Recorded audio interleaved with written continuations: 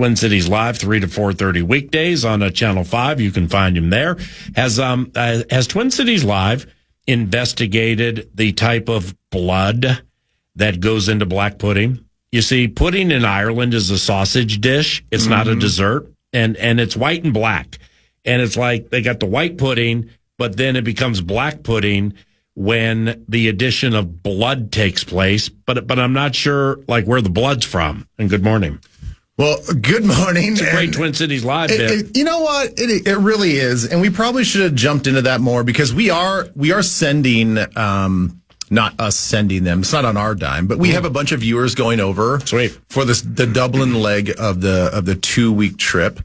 So I will have some Twin Cities Live duties on Saturday.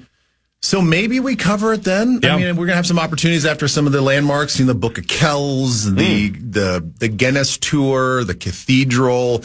Maybe we mix in there some blood pudding. Right. Yeah, it's usually pork. It's pork? Yeah, I believe it's pork blood. Wow. Okay. Yeah. Because the sausage itself is usually pork. Sometimes beef. Okay. I attained or fell into intel this morning.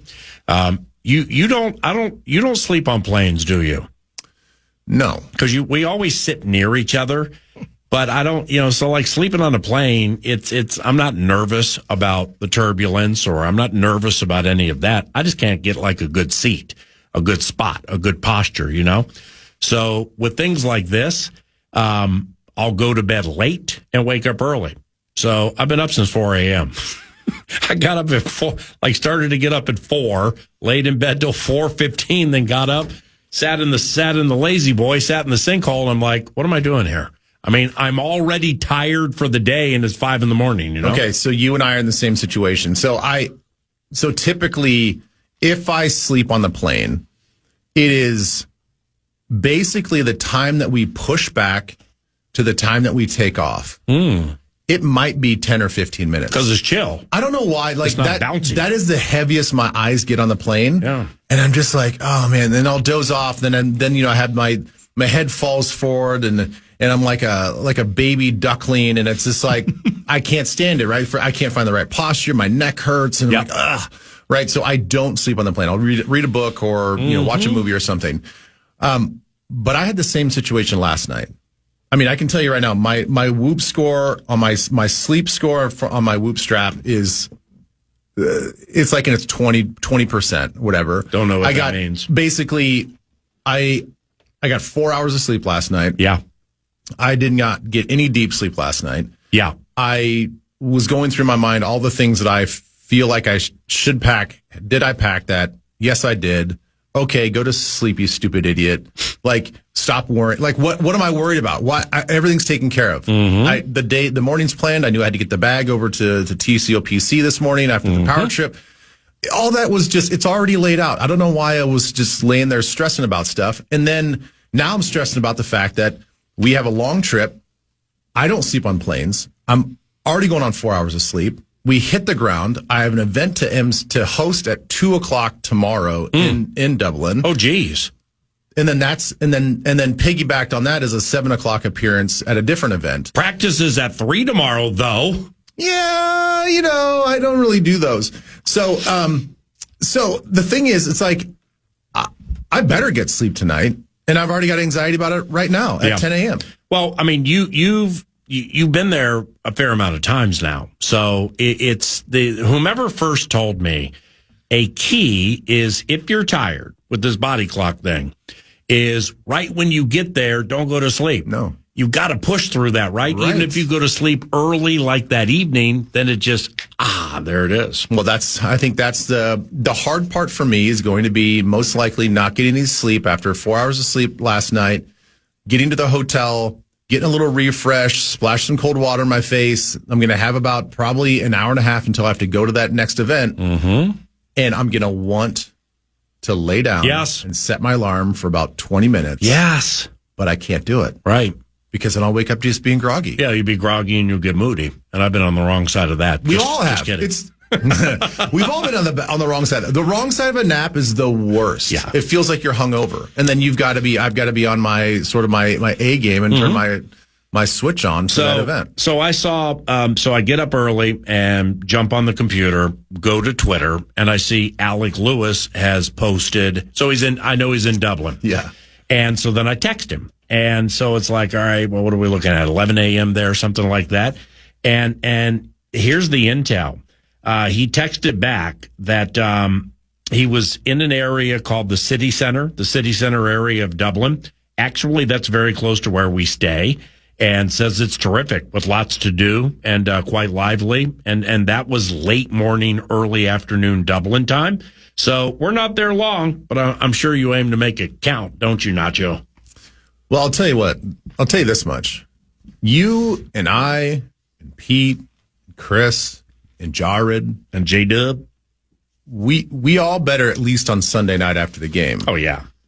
We better partake in something together. A little celebratory. I might even have cheers. a Guinness. You better have a Guinness. I've never had a Guinness in my life. I am going to do the Guinness tour on Saturday with that TCL crew. So I heard that the Guinness that you have there, that they pour you there, is the best beer you'll have in the world. Because it's so fresh. It's so good. It tastes nothing like the Guinness that you have in the States. Yeah. So I can't wait to do that. I wish I could probably have more. But I probably won't partake in anything until Sunday night.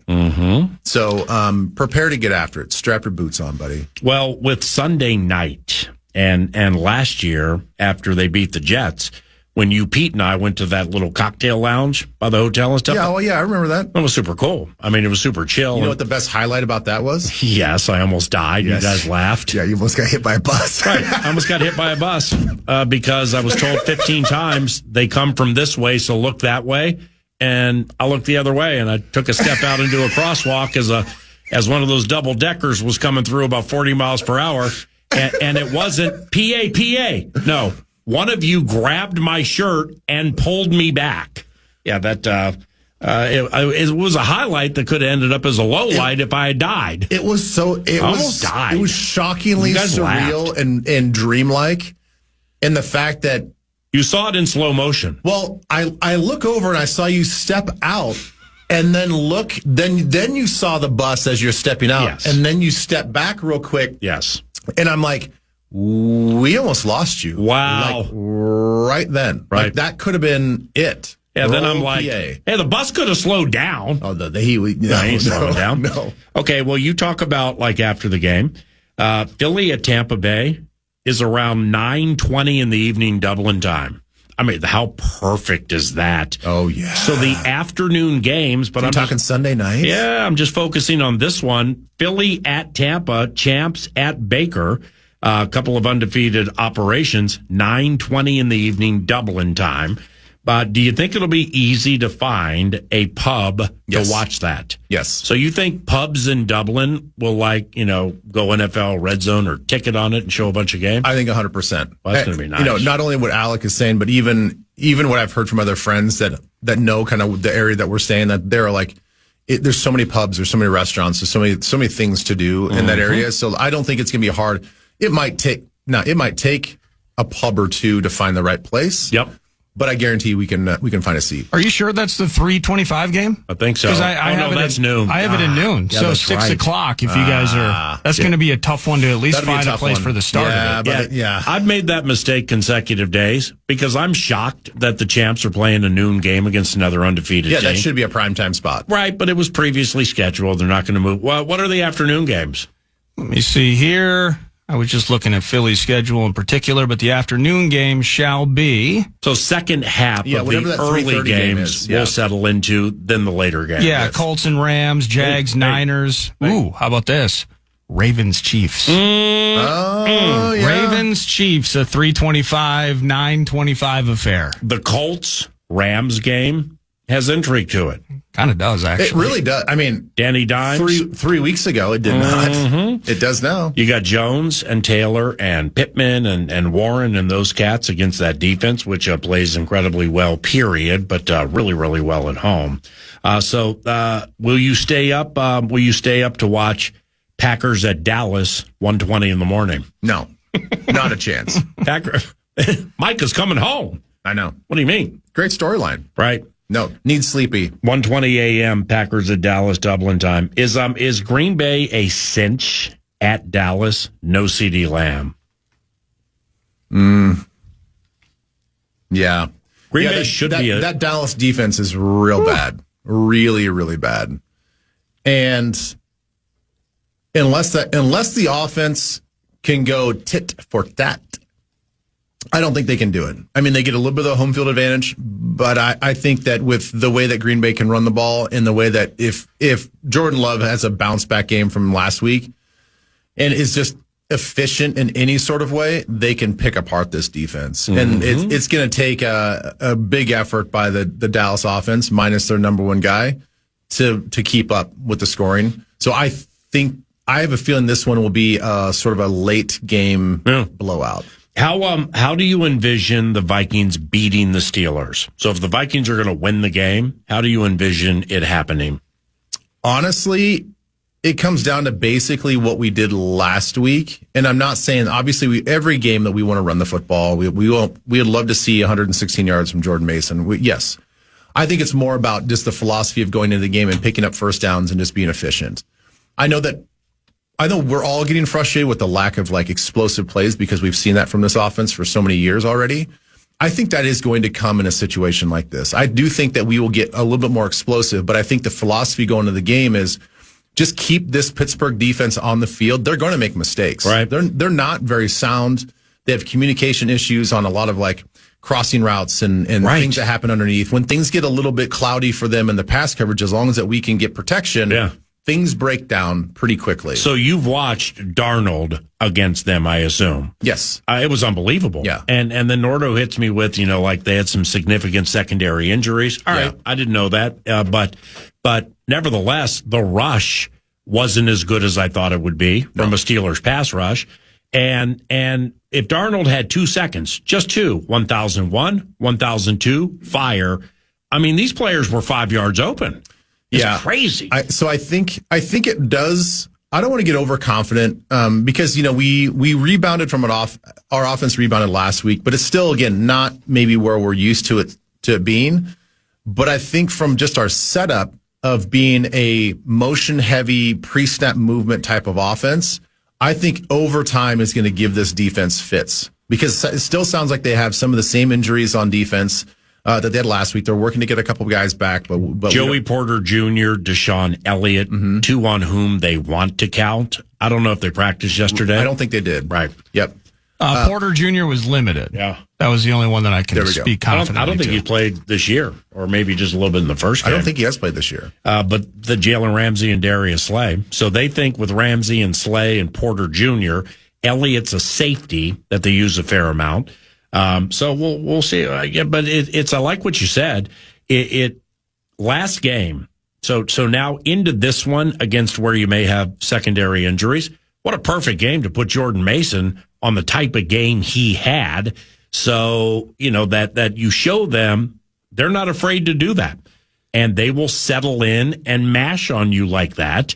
And just when, just when you think they're done or when you think they've hit the apex and you oversell, play action over the top. I mean, Jefferson, Addison, Naylor, Thielen, or Jefferson, Addison, Naylor, Hawkinson. That's pretty nice. It's really nice. No. And, I know that from a end of game standpoint and just look at the scores, if you're a Steelers fan, you're happy about last week, but the number of times that they have 6 takeaways on defense, 2 or 3 of which came in the red zone, 2 I think became within the 2-yard line. So they're allowing these offenses to just meticulously get down the field and threaten them. They just got really lucky with some takeaways. I do not think that is their MO. I don't think no defense can feel like, oh, we're bend but don't break, but we're going to take a step further and we're always a takeaway style defense in the red zone. That just kind of happens. I think happenstance. That's not something that you think that's going to go in week in and week out. That's what you hope that happens. It just kind of does happen. Like same thing for the way that we were to take the ball away last week. Do we expect that to happen every week? No. Right. No, it's nice when it does, and we continue to try to punch at the football, and we're going to be ball hawking, but those things come in bunches, and so I think they had a bunch of takeaways last week. They got very lucky that it happened in the red zone, But the takeaway for me as I watch it is they allowed the offense to get down there. Yep. And I think that we have a more high potent offense than any of the teams that they've faced. I don't know how much Rodgers, all 22 or games you've watched this year. Noticed it last year a little bit, not only in the Tottenham Hotspur game, but just kind of his season with the Jets, specifically early, is when he goes on a 5 or 7 step drop and he plants. And what triggered me to watch some of this was O'Connell's Monday press conference when he was talking about the importance of meshing footwork and making it your foundation. And he just explained it so beautifully and was talking about, Carson does this, JJ does this, needs to do this, all that. Well, when you watch Rodgers, and I brought it up to Nordo earlier, Aaron does not see ghosts. Okay. So you can fool him, you can trick him, but he doesn't necessarily see something that's not there. Mm-hmm. He's so well prepared and so smart. I think he's feeling ghosts that aren't there. So he thinks something's there because he studied it so hard and he'll be like 91% that there's something there behind me and there's nothing there. And his knees buckle and the ball comes down, holds the ball down by his right hip. I've just never seen that with Aaron before. He's one of those players I think is very hard to evaluate from a fundamental standpoint. He's one of the most unconventional quarterbacks that are playing right now. I'm trying to think of somebody else. I mean, Mahomes is unconventional. Maybe Mahomes. Maybe the thing is, like, between Mahomes and Lamar Jackson, they're truly a dual threat. They're more of a true dual threat quarterback where scrambling is part of their game. Rodgers doesn't want to scramble. It was a part of his game when he was younger. But everything about him, he learned from Brett Favre. I mean, the holding the ball low, the throwing off the back foot, never being on platform. I mean, find me a throw that's outside of a quick screen pass or a quick hot outside where he actually has a foundation. Mm-hmm. He's always throwing with his weight going backwards. Right. And even the deeper lofting stuff. Everything. Because his arm still is super strong. His arm is still very live. Right. And so he's trusted that arm strength to be off platform, knowing that, I have to think that it would drive KOC nuts if he was playing for him because he's like, all right, you got to go from this read, read to this read, and then get your feet right and flip your hips and your eyes to the other side of the field to do this read.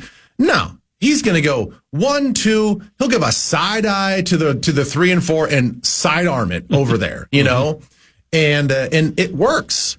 So I think that he plays loose, he plays fast, he plays very intelligent, but he doesn't quite have, I think, the rhythm that he used to have. And that's why you see a lot of quick throws, a lot of checkdowns, a lot of quick, short intermediate throws. And so I think if we just tackle well and we play good underneath defense, we'll take care of this offense. More football with Ben around the corner. First, tell us about Children's Cancer Research. Yeah, it's the Minnesota nonprofit. It's a local company, and they're just amazing. It is Children's Cancer Awareness Month, so we still have that going on for this month of September. And just go to their website. If you can donate, raise awareness. They basically just take care of kids with cancer and their families as well. And they also partner with places like St. Jude and other charities. So they are a wholesale, holistic place where you can raise money and awareness to help out families and kids with cancer. Ben Leber, Paul Allen, 9 to noon continues after this. From asking you in a roundabout way your stance on this quarterback-related question and what you said last week about Wentz and McCarthy, and I don't have any reason to believe you've changed your opinion. So I want to frame it up like this for you. If Wentz plays well the next two and they win, do you believe a quarterback decision may weigh heavily on the head coach's mind out of the bye? I mean, maybe there's a decision that's been made. No matter what happens here, we're moving forward with the second-year Michigander. So maybe something has been set because they're not in the dart throwing business. Like I said earlier, they do their very best, NFL teams, to not act haphazardly. Mm-hmm. So forget the totality of it's going to be this or it's going to be that.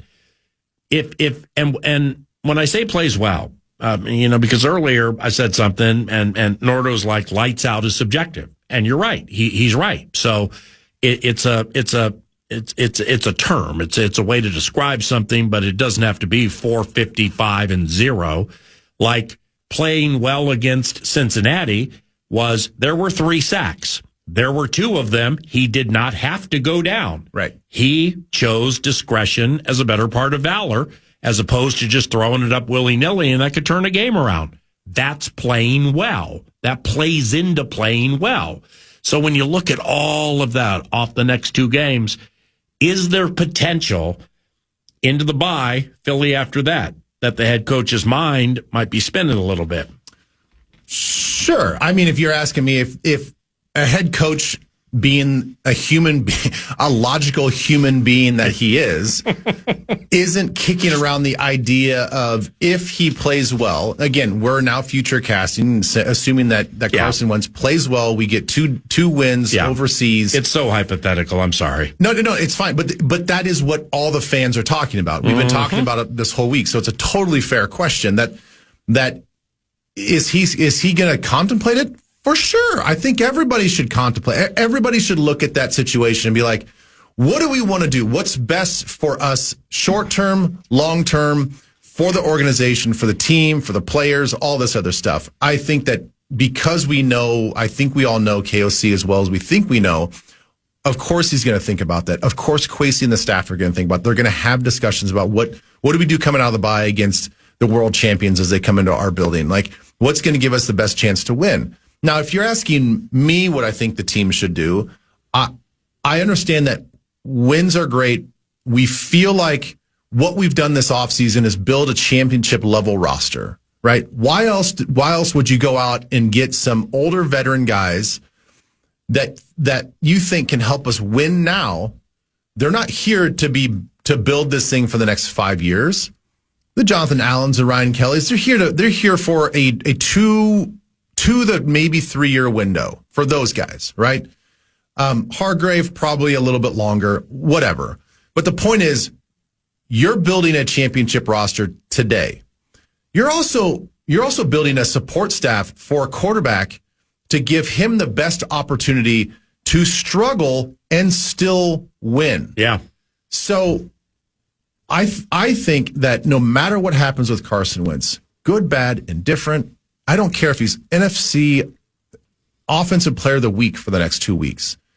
This is and has been since the time that you let Darnold go, from the time you let all the Aaron Rodgers rumors go away, that this is J.J. McCarthy's team. Mm-hmm. And I am sorry that it might look a little sloppy for a few weeks. Shoot, it might look a little sloppy for a year. Mm-hmm. But there's a reason why you invest in this kid. I like this. Because you have to know what you have in him. Right. And the only way you can do that is to throw him out there, not on the sidelines, not watching film, not on the practice field.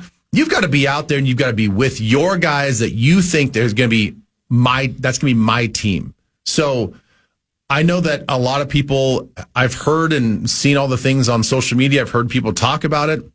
I totally understand that this is a win now business and this game is about winning, but it's also about setting the foundation for the next 10 years. And this is the first time in a really long time this organization has a great opportunity to set themselves up for 10 plus years. Yep. If this guy is who you think he is, right, and the only way that you can get there is to go through the bumps and bruises and the ups and downs in the real life season, and it might be for a season and a half. But if I would trade all of that if we're built for success and our window is not for 1 year or 2 years, but our window to win is for 10 years, I'm willing to play that game. Well said. Ben's first season with the Vikings was with Mike Tomlin as defensive coordinator. And correct me if I'm wrong here, but I always remember you being a fan. Huge. Yeah, right, of him and his approach and everything. What do you recall? Like, what do you remember you liked?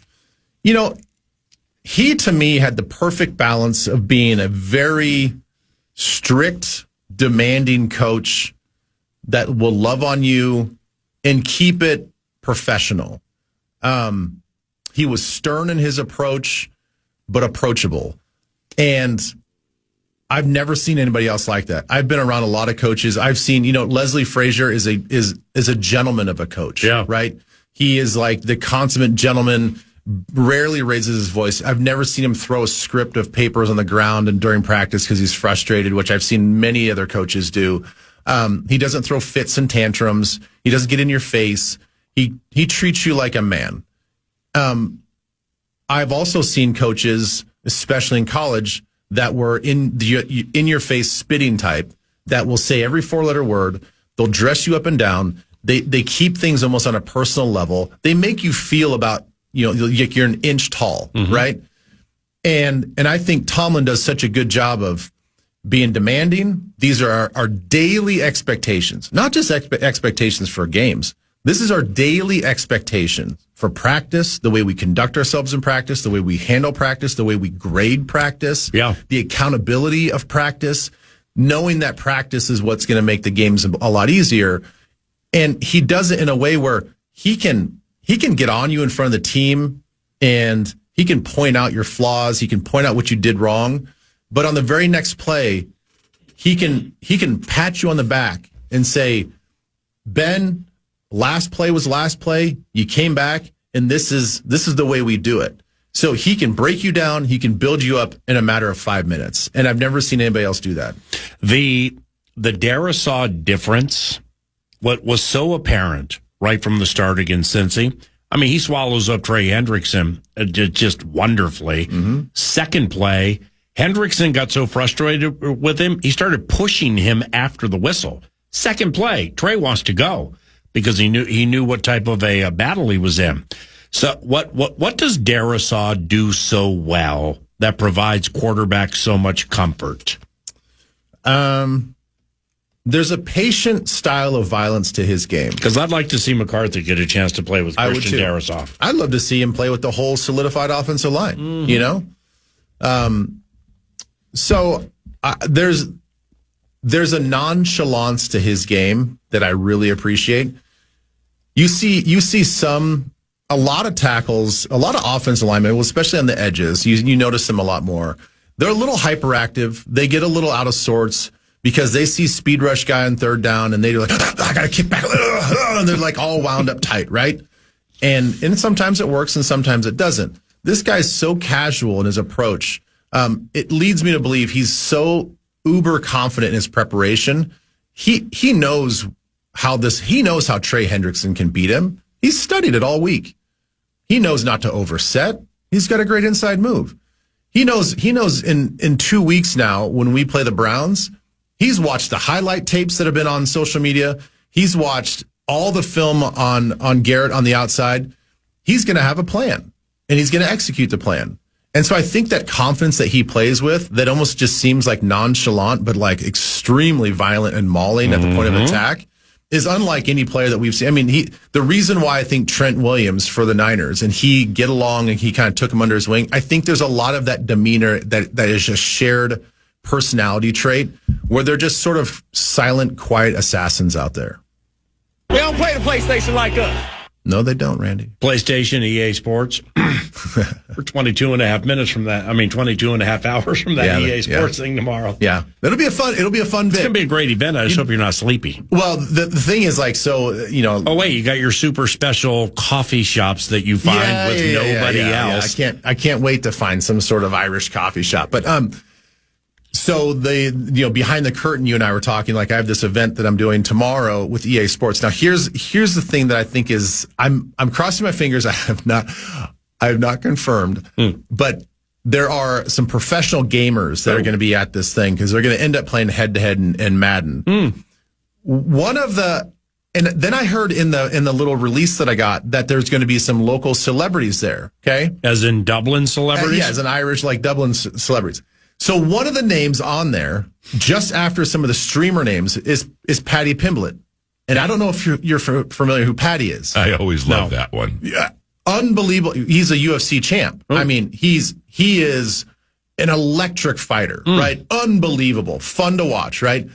I can't tell right now if that's just someone's screen name or if Patty's actually going to be there. I'm bringing 1,000, and I'm making you minus 130 against Patty What's it? Patty? Pimblett. Yeah, Pimblett. Yeah, I'm making you minus 130. Right there in front of all of us. No. They don't play the PlayStation like Ben. No. So if he's there, rest. I'm going to freak out. Yeah. That'll be cool, man. All right, I'll see you soon. All right, man. Ben Leber at Nacho Leber via Twitter. And Paul Charchian with the fantasy perspective of 9 to noon joins about 20 minutes from now. Meanwhile, News du Nord is next.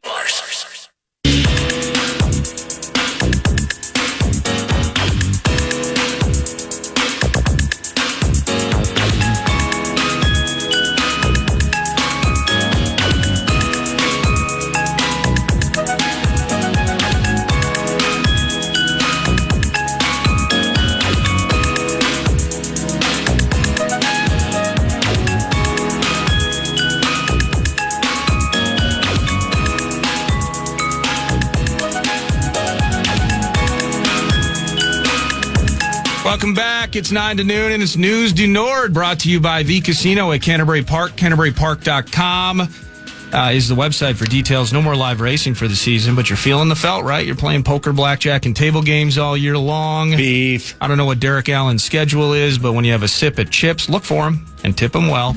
And it's a Thursday, which means it's the Pro Football Pick'em Challenge, from 10 a.m. to 10 p.m. You just hop down there to Shakopee. You're probably already on your way there right now to sit down at a $10 table and make some money. You can make your football picks, and you just roll up there, make your picks for the weekend, and then a little bit of walking around money, some weekly prizes, of course, if you're a standout know-it-all. But then after the season, all that cumulatively, somebody's going to win free fuel for a year, courtesy of Quick Trip. And all you got to do when you're at Canterbury is just say, hey, I think these guys are going to win these football games. So super cool. Best place in town. Check it out, Canterbury Park. And you know what? We'll start there. Like Cal Raleigh hit his 59th and 60th home runs last night. Mariners. He hit 2. Dang. Yeah, he just can't help himself. The big dumper is on fire. And the Mariners win the AL West, and the Cleveland Guardians, I believe, handled the Tigers again yesterday. So now it's official that, and I think Flaherty took the L. Yeah, it was Bibby on the mound for the Guardians. They now are officially in the lead of the AL Central.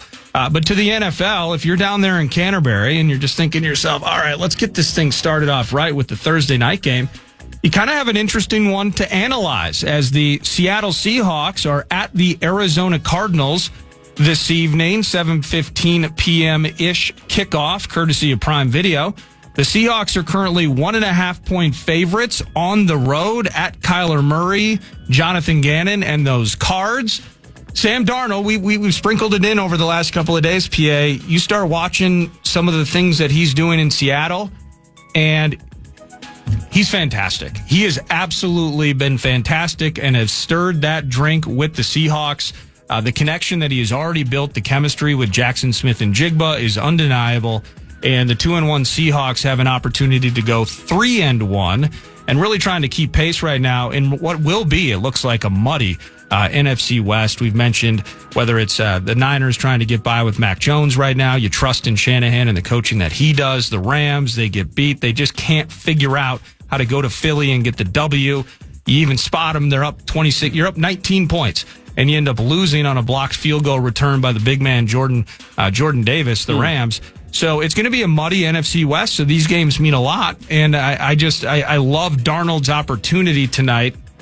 Can he perform in primetime really is the question. So if you were doing the Pro Football Pick'em Challenge at Canterbury, what is bouncing around in your head as you try to make the right selection? Well, I'd be guessing because I haven't looked at the game from a spotting up standpoint. So top of the head, I'd probably go with Arizona. Okay. Simply respecting the travel aspect of Thursday night football, for the road team. Yeah. Now James Conner's down for Kyler's team, so get to know something called Trey Benson, who's going to play a fair amount tonight. But the Cardinals, the Arizona Cardinals, and their fans, they need consistent big games from Marvin Harrison Jr. because there's been a big investment made in this young man. He ain't coming through. I mean, he came through in patches last year, but he's just been okay. And but knowing how Kyler Murray plays, I don't know how much of that I can put on Marvin Harrison Jr. Kyler's a wild card. Because Trey McBride might get 15 targets one game, 6 the next, still never gets to the end zone. But how does that work with Marvin Harrison Jr.? And what's their play action going to be like with Trey Benson? So it simply would be a, looking at records, and what I'll do is like, do I think this team is worthy of this record at this time? Yeah. I can't say no about Seattle, quite honestly, because I haven't seen enough of them. But I probably would take Arizona. What about you? Well, I'm feeling Seattle because I do wonder about, and you mentioned Marvin Harrison Jr. What I'm excited, I want to sit on the couch tonight and I want to dig deep and determine what it is. And 10 of 17 targets and just a $142 through the air. Trey McBride, I think, leads them in just about everything from targets and yards. Yep. And, he has 1 touchdown, so does Harrison Jr. Mm-hmm. But I wonder what that offense looks like when, like, for instance, if take Addison out of the equation, say Naylor is not kind of up to snuff the way that he's really outperformed some expectations early on and made himself an option, even if we couldn't take advantage of it. But picture it's just Jefferson and it's just Hawkinson. How is your defense able to latch on to that if on the other side opposite Jefferson it's Lucky Jackson? Yeah. Because in this case, whether it's Zay Jones, it's Greg Dortch, what is the variety of options after you get through those top 2? Yep. And how are defenses then able to really lock down on Harrison Jr.? And then is Kyler able to adapt and adjust to that, right? The game of adjustments and the game of I know you do this and we know that, so we're going to do this instead, et cetera, and play the game. I just wonder how that matters with the lack of options and variety in specifics with Kyler's offense. Well, then you but I'm going Seattle. But you mesh protection into it too. Yeah. I just don't know enough about the nuanced Arizona to know what's gone into why their record is the way it is now. And the reason, from a Seattle offense standpoint, I feel more comfortable, talking about it is because, last night trying to stay up late and get up early for this flight. I just decided to watch Darnold against the Steelers defense. And it was so easy in such big spots, 3rd down, 3rd and 4 or longer, that I just can't believe life is that easy in the National Football League. But he made it that easy that day. Does that mean that's going to be the case every week? Darnold was awful week number 1 at home. But the last couple, he's really, really put it together. I know they like some Torrey Horton cat. Yep. He's a rookie for the Hawks. Yep, never heard of him until that film. I can't recall. It's not like I'm digging deep. Like, how did Jonathan Gannon attack Cooper Kupp? Mm-hmm. I see Darnold's menu. If we're out in Pittsburgh, I just think Darnold's menu has a few more options. Yeah, that's all. I agree. We got gluten free here. We got vegan here. Big time carnivore option here. A little carne asada. Yeah. Well, the Kenneth Walker Jr., Charbonnet. 1-2. Yeah. They split carries. Walker will get more when the money's on the line. That's nice. And that's very nice. A.J. Barner is, I think, a second-year tight end for Michigan. And from a statistical standpoint, from a fantasy standpoint, he hasn't been much. Plays a fair amount because he helps. He helps with all facets of the game. So that's a good point because Charbonnet's questionable tonight. I wonder how that impacts things for Kenneth Walker, who he gets these nicks once in a while and suddenly he's gone for 2-3. Can he be the bell cow? Yeah, the skill spots for Arizona, as you mentioned, that should be a big part of the analysis into tonight's game. Let's take it to charge, huh?